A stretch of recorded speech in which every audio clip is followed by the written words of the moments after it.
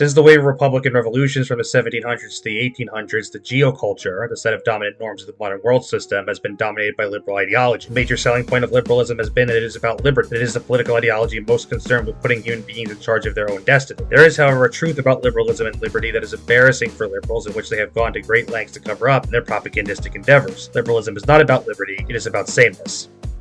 The key argument of liberal philosophers has been that the autonomy human beings possess in virtue of being human beings makes a political order based on liberty the ideal one. Because humans naturally tend toward autonomous self-development and critical thought, which expands our happiness and diminishes our suffering, the social order ideal for human beings must be the one in which that autonomous development is facilitated to the fullest extent. So as the 19th and 20th centuries wore on, liberals more and more advocated constitutional democracy, civil rights, and separation of powers that checks executive authority. The basic idea was that this liberal democratic form of government would act to safeguard human autonomy rather than diminish it, as most governments in history did.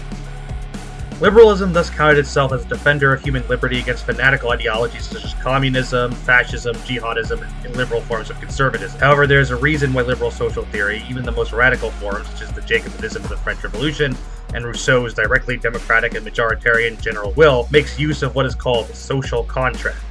The social contract is a tacit agreement that justifies political authority.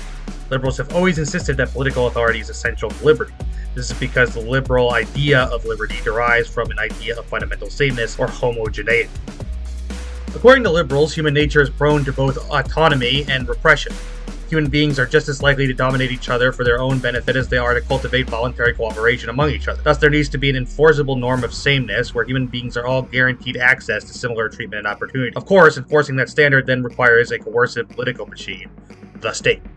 Thereby, just as much as liberalism emphasizes liberty, it has had to emphasize state-sanctioned order out of the other side of its mouth, in fact more. The development of liberalism in the 19th century United States, for instance, included the creation of a progressive movement, which advocated against the wealth inequality and poverty generated by 19th century robber baron capitalism, and the working class insurrections lighting up the country in opposition to the robber barons.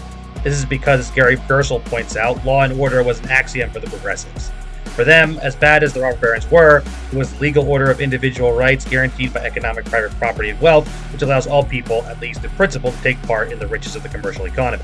If property rights were to be abolished, then there would be nothing protecting the rights of capitalists from the unruly mob who would promptly eradicate those rights in a lawless orgy. According to the progressives, the working class and the poor deserve to share in the common liberty and wealth generated by the commercial economy, so there must be state-supported programs to reduce the level of poverty and the plunder of national wealth by robber baron oligarchs.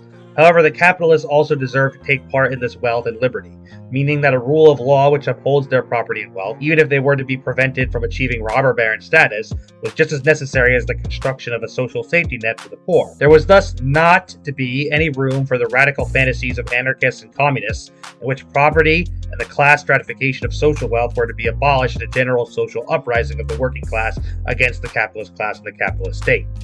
This point can be made for even the most radical forms of liberalism. In the 20th century, anti-colonial nationalism in the Arab world allowed for the creation of so-called Arab socialism. These movements, including Nasser's movement of free officers in Egypt, Algeria's FLN, as well as the Syrian and Iraqi Ba'ath, were not actually socialist. They had no interest in creating a classless association of free producers.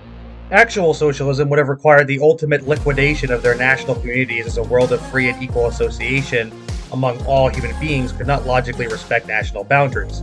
Instead, the Arab socialists were interested in national independence in which all members of the national community were to be citizens cultivating an egalitarian ethos. True, an egalitarian Arab republic could not allow wealth and property to be amassed in a way that created significant inequality among people.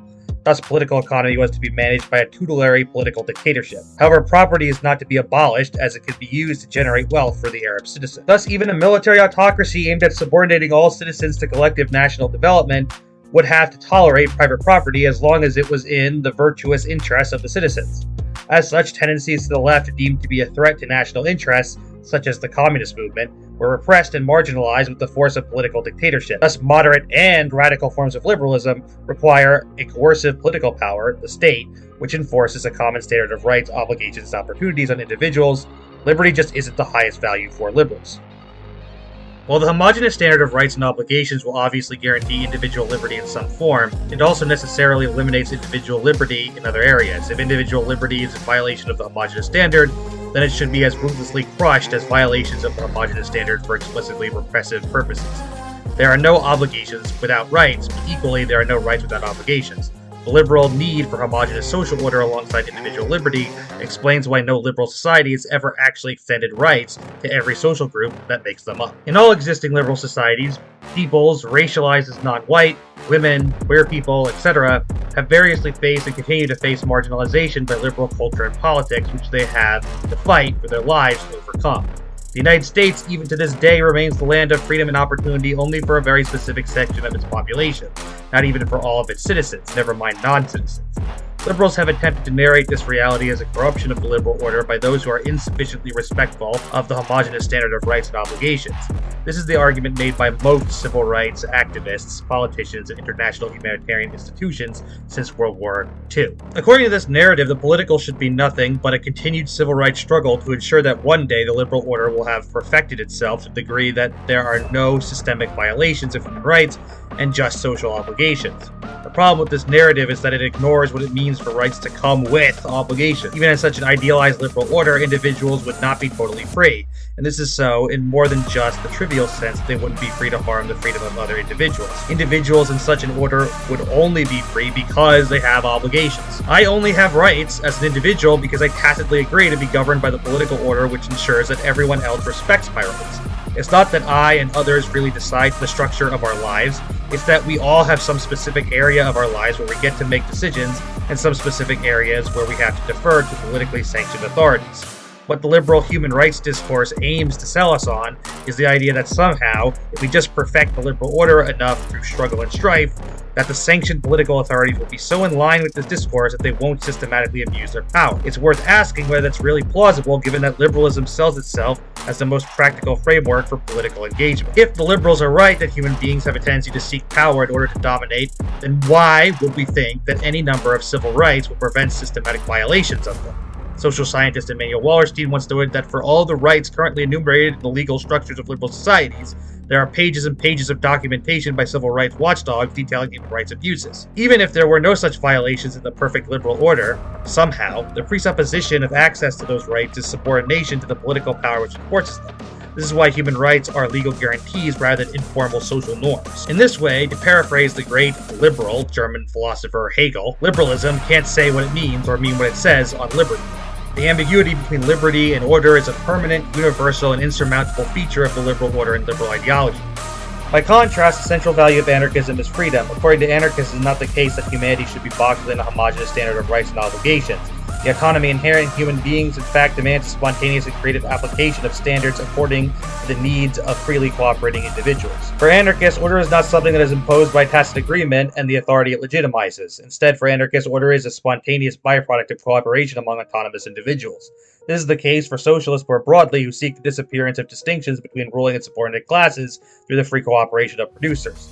Anarchists in particular are so attached to this vision of spontaneous order that, unlike other socialists, they reject any attempt to transform society from above. According to anarchists, creating a free society is a matter of breaking down the coercive forms of social order to make way for spontaneous forms. For anarchists, defending against domination and exploitation is not a matter of imposing a homogeneous order on both dominator and dominated. It is a matter of empowering the dominated to dislodge all forms of domination. This is the basis for the slogan that anarchy is order.